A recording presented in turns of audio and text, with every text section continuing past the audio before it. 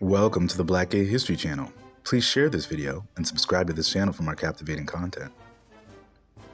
Perry Watkins was a United States Army soldier who consistently stood up for his rights as a gay soldier while serving in the military.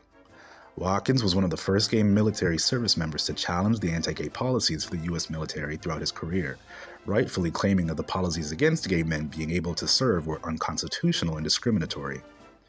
Now, many gay viewers may be asking why would Watkins fight to be a part of a work environment that didn't accept him, but the matter is much more complicated, because his ongoing fight with the US military and their bigotry was actually brought to his doorstep, or should I say his mailbox.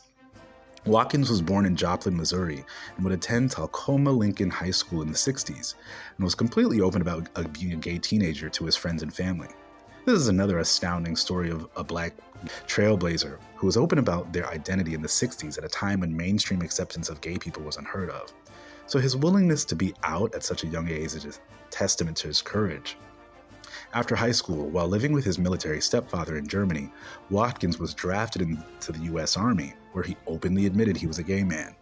The issue here is that gay men were not supposed to be drafted if they openly admitted their orientation during the drafting process. If a straight man were investigated and found to be lying about being gay to avoid military service, he could be prosecuted.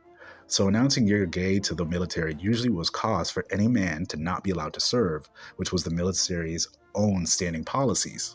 However, the Army psychiatrist who evaluated Watkins said his sexuality was not a medical deterrent to his service, and he was drafted anyway. I think this is an important part of his story because even the US military was willing to overlook their own rules to draft him, showing the rules' hypocrisy in the first place. It was clear that they needed servicemen more than they needed to exclude gay men, but this wouldn't be the last time Watkins encountered hypocrisy and discrimination from the Army. Throughout his career in the military, Watkins was always open about being gay, which led to harassment in the workplace, though he always defended himself despite the taunting.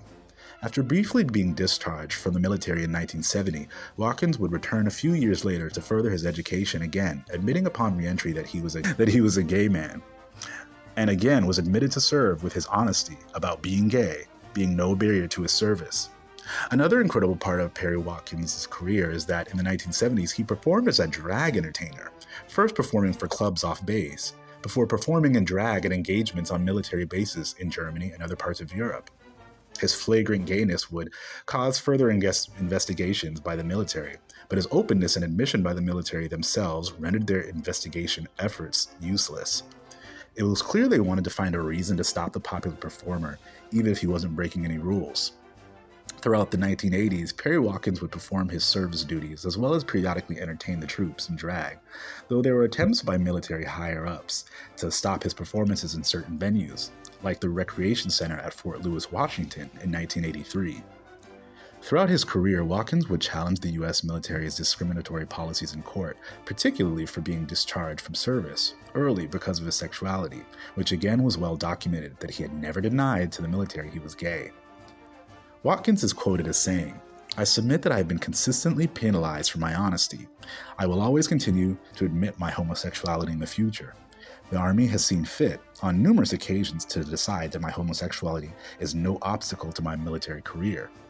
For 16 years, the Army said being homosexual wasn't detrimental to my job. Then after the fact, they said it was.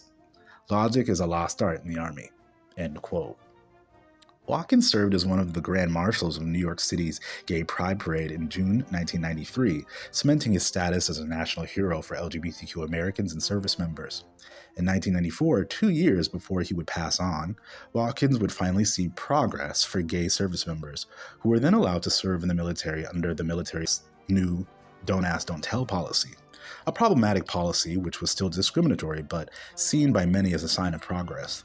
It wouldn't be until 15 years later in 2015 that gay men and women in the military could serve openly after Don't Ask, Don't Tell was fully repealed.